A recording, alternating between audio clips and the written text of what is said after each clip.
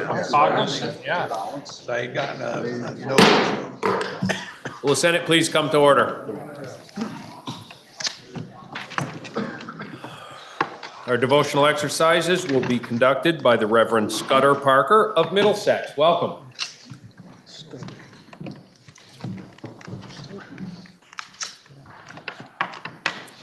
It's the no longer Reverend Parker. So, greetings. It's wonderful to be here again. It's been quite a while since I was here before. I'm going to read a poem from a book of poetry that was published, my second volume, about a year ago, called The Poem of the World. And this is the first and titled poem of that volume. This is different than most of what you'll be doing the rest of the day.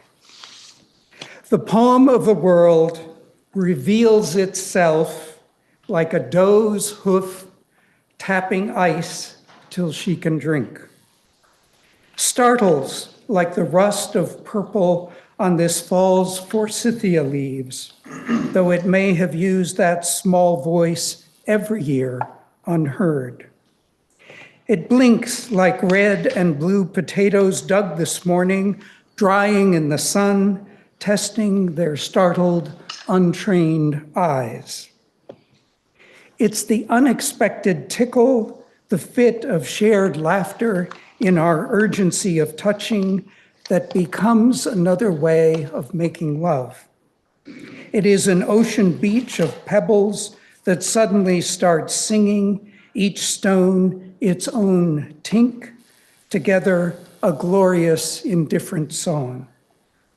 And it's the voice of each bird I have only heard as morning chorus, landing with its own song and bright, perfect body in my brain. It is even now I begin to notice them, the subtraction of birds, taking summer with them, too busy to announce their leaving. The poem of the world wants me to wake in my own body. It is astonished I might let these supple bones grow brittle. It is the sudden thing I trust. Thank you.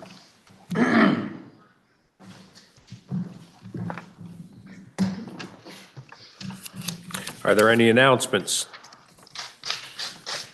Senator from Windham. Mr. President, I move to relieve Senate Judiciary of H. 841, a bill related to miscellaneous animal welfare procedures, and have the bill recommitted to the Senate Committee on Government Operations.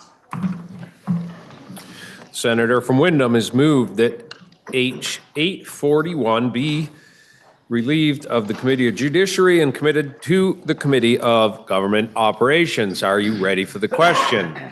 If so, all in favor say aye. Aye. All opposed, nay. The ayes have it, and we have committed H. 841 to Government Operations. We have House bills for reference.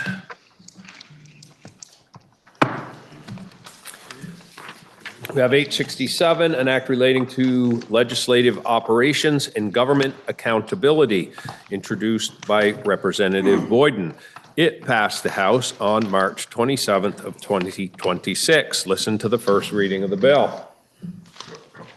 H67, an act relating to legislative operations and government accountability.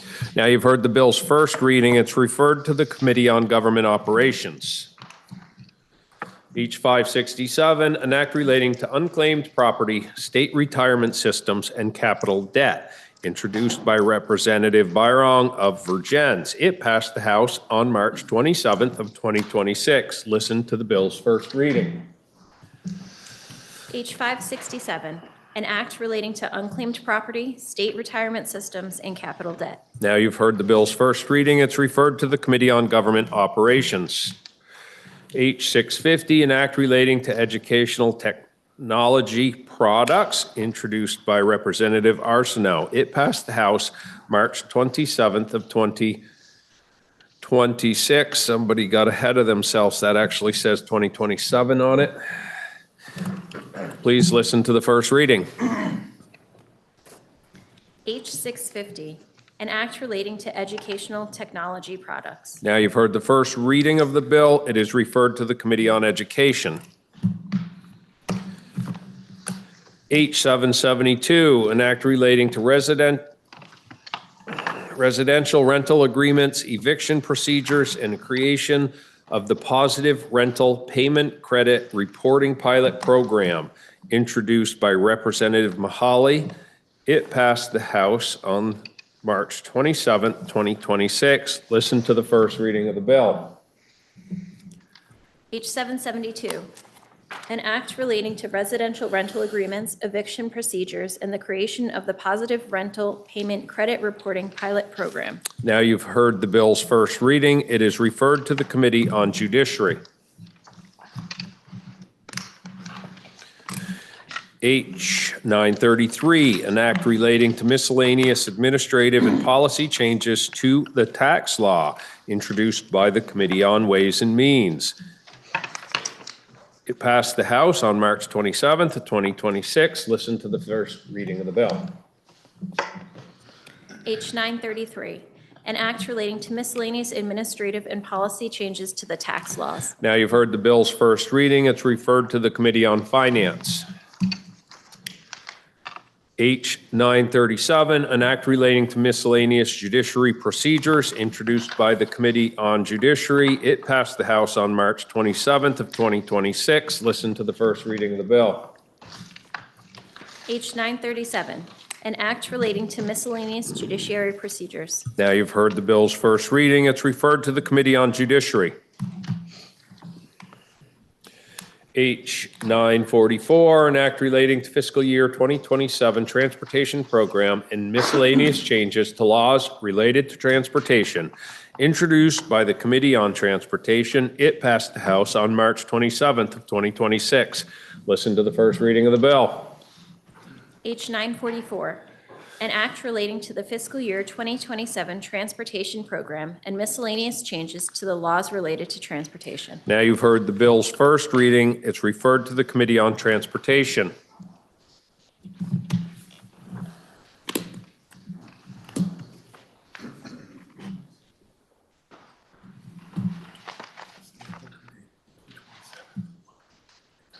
Okay, thank you. H951, an act relating to making appropriations for the support of government.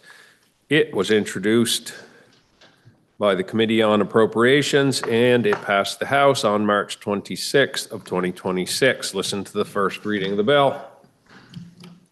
H951, an act relating to making appropriations for the support of government. Now you've heard the bill's first reading. It's referred to the Committee on Appropriations. Orders of the day. We have S193 for third reading. Are there any amendments to be offered prior to third reading? Senator from Windham. Thank you, Mr. President. The amendment that I am proposing is on page 1287 of today's calendar. It is essentially a typo that was caught by Ledge Counsel. In section 4, you'll notice in the bill that it refers to the Commissioner of General Services, which, as far as I know, is not a thing that exists. But they do have a Commissioner of Buildings and General Services. So the amendment proposes to strike out Commissioner of General Services and replace it with the Commissioner of Buildings and General Services.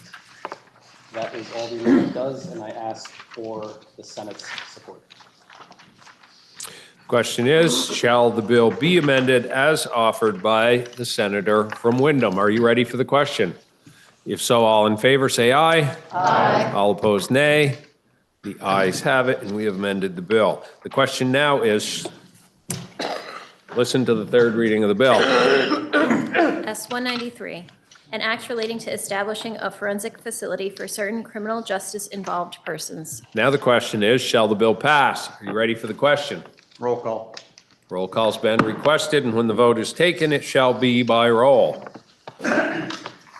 Are you ready for the question? If so, the secretary shall call the roll.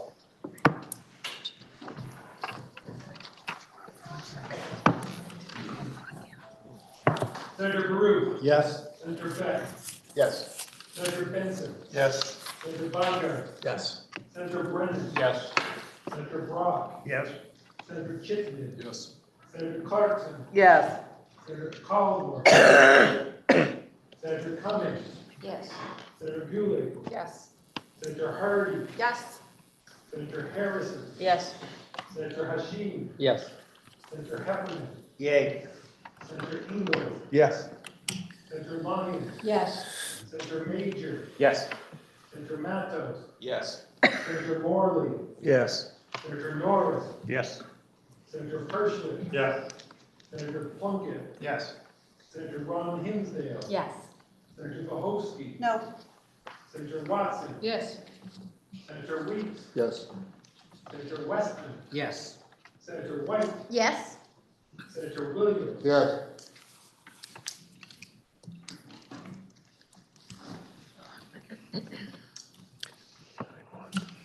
Those voting yes, 29. Those voting no, 1. And we have passed S 193. We now have S 198. Are there any amendments prior to third reading? Seeing none, listen to the third reading of the bill. S 198, an act relating to the regulation and taxation of tobacco products and tobacco substitutes. Question is, shall the bill pass? Are you ready for the question? Senator from Chittenden. Mr. President, during second reading, a question was raised that I said I would respond to at third reading. The question was about what is currently mandated on vape devices to be disclosed on the packaging, as I recall, and heard from it. Since second reading, I did reach out to advocates, and including the Campaign for Tobacco-Free Kids, who responded with saying that if the nicotine products were approved as cessation devices by the FDA, they would have to accurately indicate concentrations, but they are not. And a test of products several years ago, e-cigs at the time indicated labels were often inaccurate. Just to elaborate a little bit further, because I think this is an important point and it gets to the heart of the bill, is that right now there's really 2 federal Code of Federal Regulations that apply to vaping devices. The most strictly regulated aspect of vape packaging is the health warning. Under 21 CFR 1143.3, all covered tobacco products, which includes these, I want to say since 2016, but I don't know, it might have been more recent than that. The text must say, warning, this product contains nicotine. Nicotine is an addictive chemical. And there's specifics that it must be 30% of the principal display panels and a 12-point font, Helvetica or Arial bold. And it must be black text and white background. What's the not confusing part, but the opportunity that this report might inform the future legislature on this topic, or the House if they dig deeper into it, is that the disclosure of nicotine strength, which was what I think the thrust of the question was, is that interestingly, federal law does not have a specific formatting mandate for the nicotine concentration. Instead, it's regulated through misbranding and pre-market authorization requirements. So there's an accuracy mandate under Section 903 of the FD&C Act. A product is misbranded if the labeling is false or misleading. If a manufacturer labels a product as 3% nicotine, but it contains 5% nicotine, the FDA can issue warning letters and seizures. And that's what the study realized that was found in a few cases. So just because it says 5%, it does not. It doesn't mean that it's been independently verified, and that's where a lot of interest and advocacy is on this topic, so that it conforms to more strict packaging constraints. And I think that's what we as a country across all the different states are looking at, and what this report might help get us to a better place in the coming months. Hope that answers the question, Mr. President.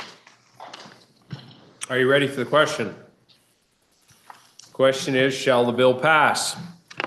If so, all in favor, say aye. Aye. All opposed, nay. Nay. The ayes appear to have it. The ayes do have it, and we've passed S 198. We now have S 214. Are there any amendments prior to third reading? Listen to the third reading of the bill. S 214, an act relating to the provision of pre-kindergarten education in geographically isolated school districts. Question is, shall the bill pass? Are you ready for the question? If so, all in favor, say aye. Aye. All opposed, nay. The ayes have it, and we passed S 214.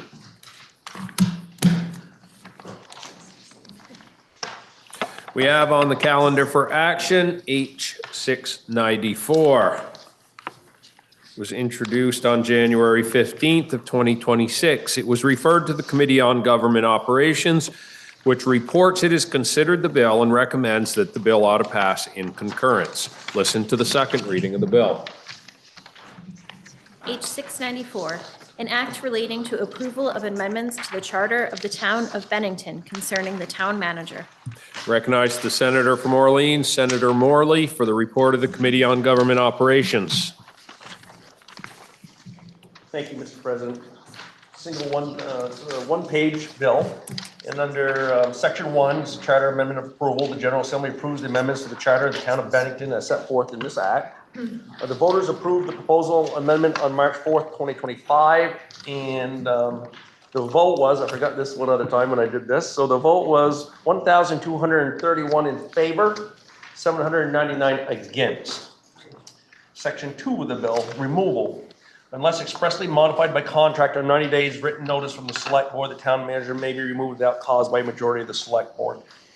And what we learned there was, I think we all had the same thing in our minds, was what happened, something really, really bad must have happened in Bennington.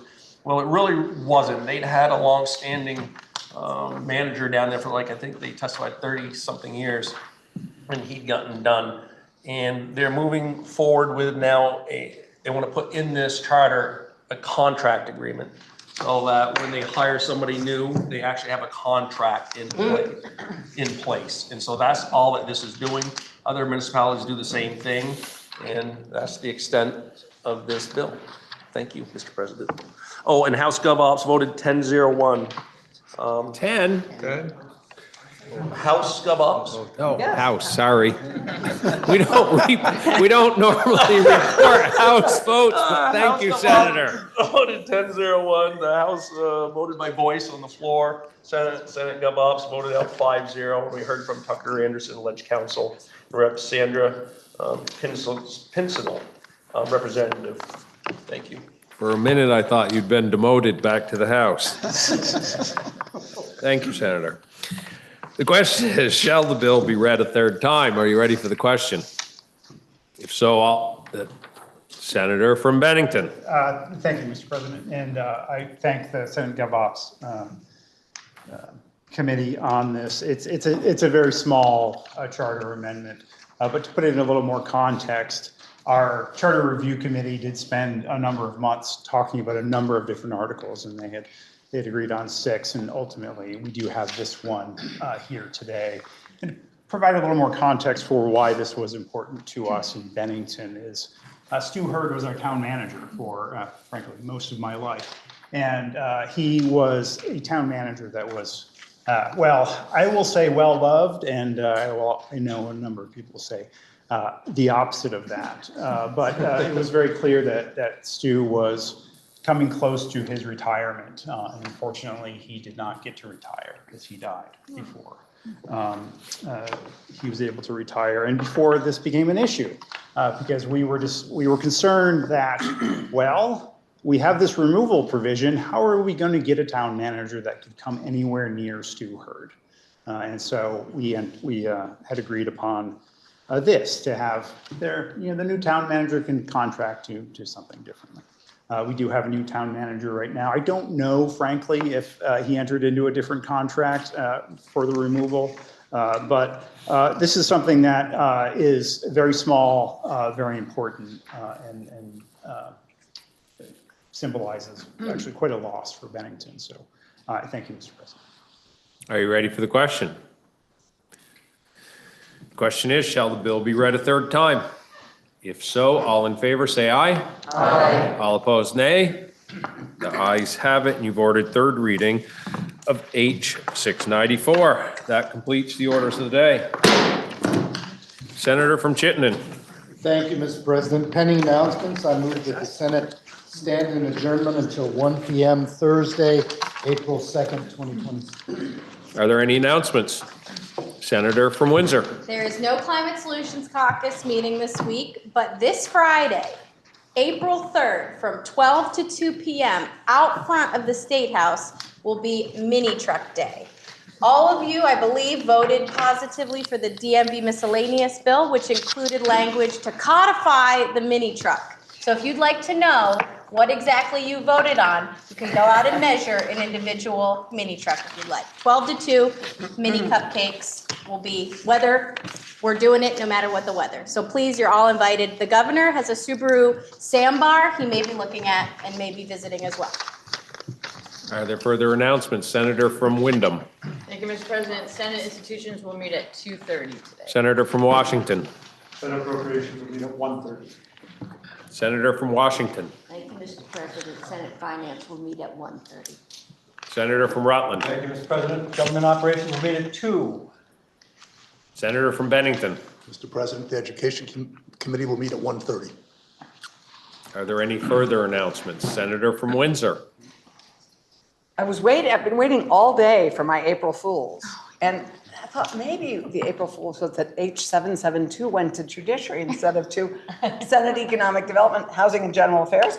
But I'm getting the feeling that wasn't an April Fool's joke, but it's something we will discuss as we go forward. However, it is no April Fool's joke. There is Farmers Night tonight, and it's because it's Poetry Month. April is Poetry Month, and we are launching it. It's also Fair Housing Month. So we launched Fair Housing Month this morning with a joint hearing. And tonight, we're going to celebrate poetry by having Nadine Budbill, who's David's daughter and the trustee for the David Budbill Brain Trust, come, and we're going to have a lovely evening of celebrating David's poetry, Judavine, the poetry of a place and its people.